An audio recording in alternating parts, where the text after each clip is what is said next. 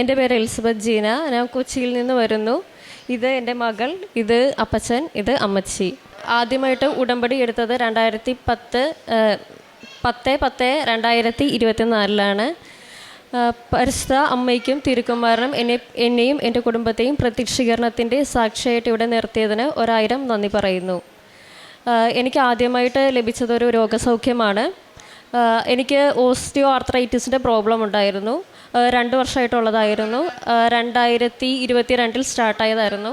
അത് വരുമ്പോൾ നല്ല വേദനയായിരുന്നു. ഡോക്ടറെ കാണിച്ചപ്പോൾ ഡെയിലി പെയിൻ കില്ലർ കഴിക്കണമെന്ന് പറഞ്ഞു. അത് ശരിക്കും ഡെയിലി പെയിൻ കില്ലർ കഴിക്കുന്നത് നമ്മുടെ ബോഡിക്ക് കൊള്ളില്ലാത്തതിനാൽ ഞാൻ അത് കഴിക്കുന്നത് സ്റ്റോപ്പ് ചെയ്തു. 1 വീക്ക് കഴിച്ചിട്ട് സ്റ്റോപ്പ് ചെയ്തു. പിന്നെ ഇവിടെ വന്ന് ഉടമ്പടി എടുത്തു. ഉടമ്പടിയിൽ നിയോഗം വെച്ചു. അത് കഴിഞ്ഞ് സന്ധ്യാപ്രാർത്ഥന കഴിഞ്ഞ് കയ്യിലും കഴുത്തിലും ഇത് ഉടമ്പടി തൈലം തേച്ച് പ്രാർത്ഥിച്ചതിൻ്റെ ഫലമായി 2ാമത്തെ ദിവസം തന്നെ എനിക്ക് വേദന മാറുകയും പിന്നീട് എല്ലാ കാര്യങ്ങളും എനിക്ക് ചെയ്യാൻ സാധിക്കുകയും ചെയ്തു. പരിശുദ്ധ അമ്മയ്ക്കും തിരുക്കുമാരനും 1000 നന്ദി പറയുന്നു. പിന്നെ എനിക്ക് കിഡ്നി സ്റ്റോണിൻ്റെ പ്രോബ്ലം ഉണ്ടായിരുന്നു. എല്ലാ 2 വീക്ക് കൂടുമ്പോഴത്തേക്കും പെയിൻ വരുമായിരുന്നു. പെയിൻ വരുമ്പോഴത്തേക്ക് ഞാൻ ഹോസ്പിറ്റലിൽ പോവും, ഇഞ്ചക്ഷൻ എടുക്കും, തിരിച്ചു വരും, അങ്ങനെയായിരുന്നു. അത് കഴിഞ്ഞാണ് ഞാൻ ഓർത്തത് ഞാൻ ഉടമ്പടിയിലാണല്ലോ, എന്തുകൊണ്ട് ഉടമ്പടി വസ്തുക്കൾ ഉപയോഗിച്ചില്ല എന്ന്. അത് കഴിഞ്ഞ് പിന്നെ പെയിൻ വരാൻ നേരത്ത് ഞാൻ ഇത് ഉടമ്പടി തൈലം വയറ്റത്ത് തേക്കുകയും കാശരൂപം വയറിൽ വെച്ച് വിശ്വാസപ്രമാണം ചൊല്ലുകയും കൊന്ത ചൊല്ലുകയും ചെയ്യുന്നതിൻ്റെ ഫലമായി ഞാൻ ഉറങ്ങിപ്പോകുമായിരുന്നു. വേദന പിന്നീട് അറിയത്തില്ലായിരുന്നു. എന്നാലും എല്ലാ 2 വീക്ക് കൂടുമ്പോഴും വേദന വരുമായിരുന്നു. അങ്ങനെ ഹോസ്പിറ്റലിൽ കാണിച്ചു.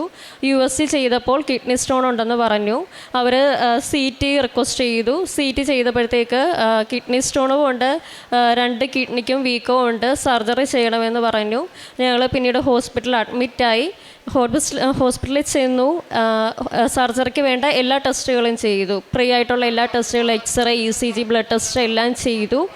സർജറിക്ക് പോസ്റ്റ് ചെയ്തു. രാവിലെ ഞാൻ സർജറിക്ക് വേണ്ടിയിട്ട് ഡ്രസ്സ് മാറി റൂമിലിരിക്കുമായിരുന്നു. അപ്പോൾ അന്ന് മോർണിംഗ് ഞാൻ സ്വപ്നം കണ്ടായിരുന്നു മാതാവ് എൻ്റെ മുന്നിൽ പ്രത്യക്ഷപ്പെട്ടത്. അപ്പോൾ തന്നെ ഞാൻ മനസ്സിൽ വിചാരിച്ചായിരുന്നു എന്തെങ്കിലും മാതാവ് എന്തെങ്കിലും ഇവിടെ നടക്കും എന്നുള്ളത് എനിക്ക് ഉറപ്പായിരുന്നു. ഡോക്ടർ വന്നിട്ട് പറഞ്ഞു സർജറിക്ക് മുന്നേ ഒരു CT കൂടി നമുക്ക് ചെയ്ത് നോക്കാമെന്ന് പറഞ്ഞു. അങ്ങനെ CT റിപ്പീറ്റ് ചെയ്തപ്പോഴത്തേക്കും എനിക്ക് അവിടെ ആ സ്റ്റോൺ ഇല്ല. അങ്ങനെ സർജറി ക്യാൻസലായി. ഞങ്ങൾ ഡിസ്ചാർജ് ചെയ്ത് എന്നെ വീട്ടിൽ വിട്ടു. ഇത് നടക്കുന്നത് 2025 മാർച്ചിലായിരുന്നു. പിന്നീട് എനിക്ക് ഇതുവരെ ആ വേദനയോ ഒന്നും ഇതുവരെ വന്നിട്ടില്ല. അത് കഴിഞ്ഞ് ഞാൻ പിന്നെ ജർമ്മൻ ലാംഗ്വേജ് പഠിക്കുകയായിരുന്നു. ആദ്യം എനിക്ക് ഓൾറെഡി 2 മൊഡ്യൂൾ കിട്ടിയായിരുന്നു. അത് കഴിഞ്ഞ് ആണ് ഞാനിവിടെ വന്ന് ഉടമ്പടി എടുത്തത്. എനിക്ക് പിന്നീടുള്ള 2 മൊഡ്യൂൾ കിട്ടാൻ ഭയങ്കര പാടായിരുന്നു. ഞാൻ 5-6 പ്രാവശ്യം എക്സാം എഴുതി, റൈറ്റിങ്ങും സ്പീക്കിങ്ങും. എത്ര എഴുതിയിട്ടും ഞാൻ പാസ്സാകുന്നില്ലായിരുന്നു. അത് കഴിഞ്ഞാണ് ഞാൻ ഓർത്തത് എൻ്റെ ഉടമ്പടിയിൽ കുറച്ച് പോരായ്മകളൊക്കെ ഉണ്ടായിരുന്നു. ഞാൻ ഡെയിലി പള്ളി പോയില്ലായിരുന്നു. പ്രേക്ഷിത പ്രവർത്തനം എന്ന് വെച്ചാൽ പത്രം പള്ളിയിൽ മാത്രമായിരുന്നു കൊടുത്തിരുന്നത്, വേറെങ്ങും കൊടുക്കത്തില്ലായിരുന്നു. അങ്ങനെയുള്ള കുറച്ച് പ്രശ്നങ്ങളുണ്ടായിരുന്നു. ഞാൻ അതെല്ലാം ക്ലിയർ ചെയ്തു. പിന്നീട് എക്സാം എഴുതിയപ്പോഴത്തേക്ക് ഞാൻ 2 മൊഡ്യൂളും പാസ്സായി.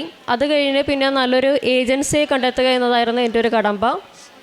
അത് 2-3 ഏജൻസികൾ നമ്മളിങ്ങനെ കോൺടാക്റ്റ് ചെയ്തുകൊണ്ടിരുന്നു. ആ സമയത്ത് 2025 ഓഗസ്റ്റ് മാസത്തിലെ അച്ഛൻ്റെ ഒരു ഉടമ്പടി ധ്യാനത്തിൽ അച്ഛൻ പറയുകയുണ്ടായിരുന്നു K എന്ന് പറഞ്ഞ ഒരു അക്ഷരത്തെ പറ്റി. അത് ചിലപ്പം ഒരു പേരാകാം, ഏജൻസിയാകാം, വീട്ടുപേരാകാം, എന്താണെങ്കിലും നിങ്ങൾക്ക് മുന്നോട്ട് പോകാമെന്ന് അച്ഛൻ പറഞ്ഞു. അതുപ്രകാരം എന്നെ കോൺടാക്റ്റ് ചെയ്ത് അതിൽ നിന്ന് ആ ഒരു ഏജൻസിയെ ഞാൻ സെലക്ട് ചെയ്തു. ആ ഏജൻസിയുമായിട്ട് ഞാൻ മുന്നോട്ട് പോയി. എൻ്റെ പ്രോസസ്സിങ്ങളൊക്കെ സ്റ്റാർട്ടായി. എനിക്ക് ഇൻ്റർവ്യൂ കിട്ടി. ഇൻ്റർവ്യൂവിൻ്റെ ടൈമിലാണെങ്കിലും ഞാൻ ഇൻ്റർവ്യൂവിൻ്റെ സമയത്ത് പച്ചത്തിരിയും നീലത്തിരിയും കത്തിച്ച് വെച്ചായിരുന്നു ഞാൻ ഇൻ്റർവ്യൂ അറ്റൻഡ് ചെയ്തത്. ഉടമ്പടി വസ്തുക്കൾ ഉപയോഗിച്ചിരുന്നു. ഫോണിൽ ഉടമ്പടി തൈലം ഉപയോഗിച്ചിരുന്നു. ഇൻ്റർവ്യൂ എനിക്ക് കിട്ടി. പക്ഷേ കോൺട്രാക്റ്റ് വരുന്നില്ലായിരുന്നു. അപ്പോൾ ഞാൻ മാതാവിനോട് ഡേറ്റ് ഇട്ട് പ്രാർത്ഥിച്ചു. എൻ്റെ ഹസ്ബൻഡിൻ്റെ ബർത്ത്ഡേയുടെ അന്ന് എനിക്ക് കോൺട്രാക്റ്റ് കിട്ടണമെന്ന്. അത് നവംബറിലായിരുന്നു ബർത്ത്ഡേ. നവംബർ കഴിഞ്ഞു, ഡിസംബർ കഴിഞ്ഞു, കോൺട്രാക്റ്റ് വന്നില്ല. ജനുവരിയിൽ എനിക്ക് കോൺട്രാക്റ്റ് വന്നു. കോൺട്രാക്റ്റ് കിട്ടി. ഞാൻ കോൺട്രാക്റ്റ് തുറന്ന് നോക്കിയപ്പോൾ ആ കോൺട്രാക്റ്റ് ഇഷ്യൂ ചെയ്തേക്കുന്നത് ഹസ്ബൻഡിൻ്റെ ബർത്ത്ഡേയുടെ അന്ന് നവംബർ 27 എനിക്ക് കോൺട്രാക്റ്റ് ഇഷ്യൂ ചെയ്തത്. അതുപോലെ തന്നെ അത് കഴിഞ്ഞ് പിന്നെ എനിക്ക് വിസയ്ക്ക് ഡേറ്റ് കിട്ടുന്നില്ലായിരുന്നു. വിസയ്ക്ക് ഡേറ്റ് കിട്ടാണ്ടായപ്പം ഞാനും ഹസ്ബൻഡും കൂടി ഞങ്ങളുടെ VFS കൊച്ചിയിലെ ഓഫീസ് ഞങ്ങളുടെ വീടിൻ്റെ അടുത്താണ്. ഞങ്ങൾ അവിടെ പോയി ഉപ്പിട്ട് പ്രാർത്ഥിച്ചു. ഓഫീസിൻ്റെ ഫ്രണ്ടിൽ പോയി ഉപ്പിട്ട് പ്രാർത്ഥിച്ച് വിശ്വാസപ്രമാണം ചൊല്ലി എനിക്ക് എത്രയും പെട്ടെന്ന് ഡേറ്റ് കിട്ടണമെന്ന് അങ്ങനെ എനിക്ക് VFSൽ ഡേറ്റ് കിട്ടി. അതും ഡേറ്റ് കിട്ടിയത് മാതാവിൻ്റെ മംഗളവാർത്ത തിരുനാളിൻ്റെ അന്നായിരുന്നു. പക്ഷേ അപ്പോൾ ഏജൻസിക്കാർ പറഞ്ഞൊരു പ്രശ്നം എന്ന് വെച്ചാൽ, ഞാൻ വിസക്ക് വെച്ചാൽ എനിക്ക് റിജക്ഷൻ വരും. കാരണം എൻ്റെ ജർമ്മൻ ലാംഗ്വേജിൻ്റെ 2 മൊഡ്യൂൾ ഓൾറെഡി എക്സ്പയർ ആയി. 1.5 ഇയേഴ്സ് കഴിഞ്ഞു. അതുകൊണ്ട് വെച്ചാൽ റിജക്ഷൻ ആകും. അപ്പോൾ രണ്ടാമത് ഒന്നുകൂടി എക്സാം എഴുതണമെന്ന് പറഞ്ഞു. അങ്ങനെ ഞാൻ രണ്ടാമത് ഈ മാർച്ചിൽ ഒന്നുകൂടി എക്സാം എഴുതിയായിരുന്നു. അപ്പോൾ എക്സാം എഴുതുമ്പോൾ ഞാൻ മാതാവിനോട് പറഞ്ഞായിരുന്നു, ഞാൻ ഒന്നും പഠിക്കാണ്ടാണ് എഴുതുന്നത്, എനിക്ക് തോറ്റാലും കുഴപ്പമില്ല, കാരണം എനിക്ക് തോക്കുകയാണ് വേണ്ടത്. എന്നാലേ എനിക്ക് പഴയ സർട്ടിഫിക്കറ്റ് വെച്ച് അമ്മ എനിക്ക് വിസ അടിച്ചു തരണം, എന്നാലേ ഞാൻ ശരിക്കും ഒരു സാക്ഷിയാകത്തുള്ളൂ, എല്ലാവർക്കും അതൊരു വിശ്വാസം വരത്തുള്ളൂ എന്ന് പറഞ്ഞ് ഞാൻ അമ്മയോട് അങ്ങനെയായിരുന്നു ഞാൻ പ്രാർത്ഥിച്ചുകൊണ്ടിരുന്നത്. അത് കഴിഞ്ഞ് എക്സാം കഴിഞ്ഞു, ഞാൻ വിസക്ക് വെച്ചു. 1 മാസം കഴിഞ്ഞു, റിസൾട്ട് വന്നു. റിസൾട്ട് വന്നപ്പോഴത്തേക്ക് ഞാൻ അത് 2 ഫെയിലായി. അപ്പോൾ എനിക്ക് ഉറപ്പായിരുന്നു എന്താണേലും മാതാവ് എനിക്ക് വിസ തന്നോളും. മാതാവിനോട് ഞാൻ അങ്ങനെയാണല്ലോ പ്രാർത്ഥിച്ചത്. എൻ്റെ ഒപ്പം വിസക്ക് വെച്ച ഒരു കൊച്ചിന് ആ കുട്ടിക്ക് വന്നു വിസ, പക്ഷേ എനിക്ക് വന്നില്ല. അപ്പോൾ എനിക്ക് തിരിയിൽ പ്രാർത്ഥിച്ചുകൊണ്ടിരുന്നപ്പോൾ പച്ച തിരിയിൽ 28 എന്നൊരു തീയതി എഴുതി കാണിച്ചു. അപ്പം ഞാനോർത്ത് 28-ാം തീയതി ഏപ്രിൽ 28-ന് എനിക്ക് വിസ വരും, പക്ഷേ വന്നില്ല. അത് കഴിഞ്ഞ് മെയ് 19-ാം തീയതി ഉടമ്പടി ധ്യാനം തുടങ്ങുന്നതിന് തൊട്ട് മുന്നേട്ട് അന്ന് ഞാൻ പ്രാർത്ഥിച്ചത്, രാവിലെ പ്രഭാത പ്രാർത്ഥനയുടെ സമയത്ത് പ്രാർത്ഥിച്ചത്, എനിക്ക് ഇന്ന് എന്തെങ്കിലും ധ്യാനം കഴിയുമ്പോഴത്തേക്ക് മാതാവ് എന്തെങ്കിലും ഒരു മറുപടി ഇതിനെപ്പറ്റി തരണം എന്നായിരുന്നു. അതുപോലെ തന്നെ ധ്യാനത്തിന് മുന്നേ ആയിട്ട് ധ്യാനം തുടങ്ങാൻ നേരത്ത് ഞാൻ യൂട്യൂബിൽ ലിങ്ക് ഓപ്പൺ ചെയ്തു. ധ്യാനത്തിൻ്റെ ഓപ്പൺ ചെയ്ത ആ സെയിം ടൈമിൽ എനിക്ക് മെയിൽ വന്നു, പാസ്പോർട്ട് ഡിസ്പാച്ച്ഡ് എന്നും പറഞ്ഞ്. 2 ദിവസം കഴിഞ്ഞു, വ്യാഴാഴ്ച എനിക്ക് വിസ എൻ്റെ കയ്യിൽ കിട്ടി. ഞാൻ പാസ്പോർട്ട് തുറന്ന് നോക്കിയപ്പോൾ 7ാമത്തെ പേജിലാണ് എനിക്ക് വിസ അടിച്ച് വന്നേക്കുന്നത്. അതുപോലെ തന്നെ ആ ടൈമിൽ എനിക്ക് 5 എന്ന് പറഞ്ഞൊരു ഇതും തിരിയിൽ കാണിക്കുന്നുണ്ടായിരുന്നു. ഇതെല്ലാം എനിക്ക് പച്ച തിരിയിലാണ് കാണിച്ചു കൊണ്ടിരുന്നത്.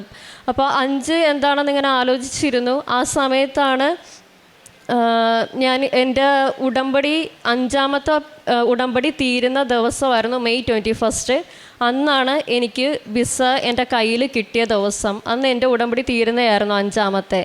അത് കഴിഞ്ഞ് പിന്നെ തിരിയിൽ 6 കാണിച്ചു. അപ്പം ഞാൻ ഓർത്തു ഞാൻ 6-ാം തീയതി പോകും, 6-ാം തീയതിയാണ് എൻ്റെ ടിക്കറ്റ് വരുന്നതെന്നും പറഞ്ഞിരുന്നു. പക്ഷേ ആ 6 മാതാവ് കാണിച്ചു തന്നിരുന്നത് എനിക്ക് സാക്ഷ്യം പറയാനൊരു അവസരം തരുന്നതായിരുന്നു. ഇന്ന് 6-ാം തീയതിയാണ്. ഇന്ന് എനിക്കപ്പോൾ മാതാവിൻ്റെ അടുത്ത് വന്ന് സാക്ഷ്യം പറയാൻ പറ്റി. മിനിഞ്ഞാന്നാണ് എനിക്ക് ടിക്കറ്റ് വന്നത്. ഞാൻ ജൂൺ 11-ാം തീയതി വ്യാഴാഴ്ച മോർണിംഗ് 4:30 ജർമ്മനിക്ക് പോകുവാണ്. എൻ്റെ മോള് അവൾ ആദ്യം സംസാരിക്കുമായിരുന്നു. അത് കഴിഞ്ഞ് പിന്നെ ആളൊരു സ്പീച്ച് ഡിലേ പോലെ വന്നു. അപ്പം മിക്കവരും പറഞ്ഞു സ്പീച്ച് തെറാപ്പിക്ക് വിടണം അങ്ങനെയൊക്കെ പറഞ്ഞായിരുന്നു. പക്ഷേ ഞാനിവിടെ ഉടമ്പടിയിൽ നിയോഗം വെച്ചു എന്നും അവളുടെ നാവിൽ ഉടമ്പടി തൈലം തേച്ച് പ്രാർത്ഥിക്കുമായിരുന്നു. ഇപ്പോൾ അവൾ ഒരുപാട് സംസാരിക്കും, കുറേ പാട്ടുകൾ പാടും. കൂടുതലും പാടുന്നത് ഭക്തിഗാനങ്ങളാണ്. അമ്മയ്ക്കും തിരുക്കുമാരനും 1000 നന്ദി. പിന്നെ എൻ്റെ പ്രേക്ഷിത പ്രവർത്തനം എന്ന് പറയുന്നത് എല്ലാ മാസവും ഞാൻ വന്ന് പത്രം വാങ്ങിക്കും. ആദ്യമൊക്കെ ഞാൻ പള്ളികളിൽ മാത്രമായിരുന്നു കൊടുത്തിരുന്നത്. അത് കഴിഞ്ഞ് പിന്നീടാണ് എൻ്റെ ഉടമ്പടിയിലെ പോരായ്മകൾ മനസ്സിലാക്കി ഓരോ നമ്മുടെ സാക്ഷ്യങ്ങൾ കേട്ട് അതിൽ നിന്നൊക്കെ മനസ്സിലാക്കിയാണ് ഞാൻ പിന്നീട് കോളേജുകളും കോളേജിൻ്റെയൊക്കെ ഫ്രണ്ടിൽ പോയി കോളേജ് വിടുന്ന ടൈമാകുമ്പം അവിടെ കോളേജിൽ നിന്ന് വരുന്ന പിള്ളേർക്ക് എല്ലാം എൻ്റെ സാക്ഷ്യങ്ങൾ പറഞ്ഞ് ഞാൻ കൊടുക്കുമായിരുന്നു. അത് കഴിഞ്ഞ് പിന്നീട് ഞാൻ ജർമ്മൻ പത്രം മേടിക്കാൻ തുടങ്ങി. അത് മേടിച്ച് എക്സാം സെൻറ്ററിൽ പോയി, കൊച്ചിയിലെ എക്സാം സെൻറ്ററിൽ ചെന്ന് അവിടെ നിന്ന് എക്സാം കഴിഞ്ഞ് പിള്ളേർ വരുന്നത് വരെ ഞാൻ വെയിറ്റ് ചെയ്ത് ഓരോരുത്തർക്കും എൻ്റെ സാക്ഷ്യങ്ങളും എനിക്ക് അപ്പോയിൻമെൻറ്റിന് ഡേറ്റ് കിട്ടിയതും ഞാൻ എക്സാം ജയിച്ചതും എനിക്ക് കിട്ടിയ രോഗസൗഖ്യങ്ങളും ഒക്കെ പറഞ്ഞു കൊടുക്കും. അതുപോലെ തന്നെ അതിൽ കുറേ പേർക്ക് കൃപാസനത്തെ പറ്റി അറിയത്തില്ലായിരുന്നു, ദൂരെയുള്ളവരൊക്കെ ഉണ്ട്. അപ്പോൾ ഓൺലൈൻ എങ്ങനെ എടുക്കണമെന്നൊക്കെ ചോദിച്ചു. അവർക്കൊക്കെ ഞാൻ പറഞ്ഞു കൊടുത്തു, പുറകിൽ ലിങ്കൊക്കെ കാണിച്ചു കൊടുത്തു. നിങ്ങൾക്ക് ഇങ്ങനെ ഓൺലൈൻ ഉടമ്പടി എടുക്കാം, നമ്മുടെ പ്രെയർ റിക്വസ്റ്റ് അല്ലെങ്കിൽ ലൈറ്റ് ക്യാൻഡിൽ ഇടാമെന്നൊക്കെ പറഞ്ഞ് എല്ലാം പറഞ്ഞു കൊടുക്കുമായിരുന്നു.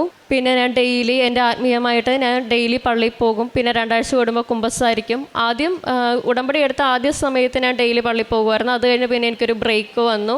അപ്പോഴത്തേക്ക് എൻ്റെ എല്ലാ കാര്യങ്ങളും മൊത്തം സ്ലോ ആകാൻ തുടങ്ങി. പിന്നീട് ഞാൻ രണ്ടാമത് എല്ലാം റീസ്റ്റാർട്ട് ചെയ്തപ്പോഴത്തേക്കുമാണ് മാതാവ് എല്ലാം എനിക്ക് ഫാസ്റ്റാക്കി തന്നത്. എല്ലാ ദിവസവും ഇപ്പോൾ പള്ളിയിൽ പോകും, 2 ആഴ്ച കൂടുമ്പോൾ കുമ്പസാരിക്കും. പിന്നെ റോഡ് സൈഡിലിരിക്കുന്നവർക്ക് ഭക്ഷണങ്ങളൊക്കെ മേടിച്ച് കൊടുക്കാറുണ്ട്. പാവപ്പെട്ട കുഞ്ഞുങ്ങൾക്കൊക്കെ വസ്ത്രം കൊടുക്കാറുണ്ട്. പിന്നെ പണം ആവശ്യമായിട്ടുള്ളവർക്കുള്ള പണം കൊടുക്കാറുണ്ട്. പിന്നെ അനാഥാലയങ്ങളിൽ കുഞ്ഞിൻ്റെ ബർത്ത്ഡേക്കൊക്കെ ഞങ്ങൾ ഭക്ഷണം കൊടുക്കാറുണ്ട്. ഇത്രയുമാണ് എൻ്റെ കാരുണ്യ പ്രവൃത്തികൾ. ഇത്രയും അനുഗ്രഹങ്ങൾ തന്ന പരിശുദ്ധ അമ്മയ്ക്കും തിരുക്കുമാരനും 1000 നന്ദി. സങ്കീർത്തനങ്ങൾ 18:2. അങ്ങാണ് എൻ്റെ രക്ഷാശിലയും കോട്ടയും വിമോചകനും, എൻ്റെ ദൈവവും എനിക്ക് അഭയം തരുന്ന പാറയും, എൻ്റെ പരിചയും രക്ഷാശൃംഗവും അഭയകേന്ദ്രവും. പരിശുദ്ധ മാതാവിൻ്റെ പ്രത്യക്ഷീകരണ സാക്ഷിയായിട്ട് എലിസബത്ത് ജീന കൊച്ചി തൻ്റെ അനുഭവ സാക്ഷി നമുക്ക് മുമ്പിൽ പങ്കുവെക്കുകയായിരുന്നു. ജീവിതത്തിൽ കൊണ്ടു നടന്ന രോഗത്തിൻ്റെതായ ആർത്രൈറ്റിസിൻ്റെയും കിഡ്നി സ്റ്റോണിൻ്റെയൊക്കെ രോഗസൗഖ്യം പരിശുദ്ധ അമ്മയിലൂടെ ഈ മകൾക്ക് പൂർണ്ണമായിട്ട് മാറിക്കിട്ടുകയൊക്കെ ചെയ്തു. പരിശുദ്ധ അമ്മയുടെ സംരക്ഷണ കീഴിലായിരുന്നു ഈ മകളുടെ ജീവിതങ്ങൾ കടന്നുപോയിക്കൊണ്ടിരുന്നത്. അതുപോലെ തന്നെ ജർമ്മനിയിലേക്ക് പോകുവാനുള്ള തീരുമാനങ്ങളാണെങ്കിലും അതോടൊപ്പം തന്നെ അത് കടന്നു പോകേണ്ട കടമ്പകളും അതെല്ലാം കടന്നുപോയത് പരിശുദ്ധ അമ്മയുടെ സംരക്ഷണ കീഴിലായിരുന്നു. നിരവധിയായ അനുഗ്രഹങ്ങളിലൂടെയാണ് ഈ മകൾ കടന്നു പോയതും അത് നമുക്ക് മുമ്പിൽ പ്രത്യക്ഷീകരണ സാക്ഷിയായിട്ട് ഈ മകൾ പങ്കുവെക്കുകയും ചെയ്തത്. എല്ലാവർക്കും പ്രാർത്ഥനയോട് കൂടി ഈ നമ്മളെ ഓരോരുത്തരെയും പ്രത്യക്ഷീകരണ സാക്ഷിയായിട്ട് ഉയർത്തണമേ എന്നും ഒപ്പം ഇന്നിവിടെ സാക്ഷിയായിട്ട് പങ്കുവെച്ച ഈ മകളെയും ദൈവാനുഗ്രഹങ്ങൾ കൊണ്ട് ഇനിയും സമൃദ്ധം അനുഗ്രഹിക്കണമേ എന്ന് നമുക്ക് പ്രാർത്ഥിക്കുകയും ചെയ്യാം. അത്യപൂർവ ദൈവാനുഭവങ്ങൾ ഇനി നിങ്ങൾക്കും സ്വന്തം. ഈ യൂട്യൂബ് ചാനൽ ഇതുവരെ സബ്സ്ക്രൈബ് ചെയ്തിട്ടില്ലെങ്കിൽ ഇപ്പോൾ തന്നെ സബ്സ്ക്രൈബ് ചെയ്യുക. ഈ വീഡിയോ ഇപ്പോൾ തന്നെ നിങ്ങളുടെ സുഹൃത്തുക്കൾക്ക് ഷെയർ ചെയ്തുകൊണ്ട് കർത്താവിൻ്റെ പ്രേക്ഷിതരാകുക.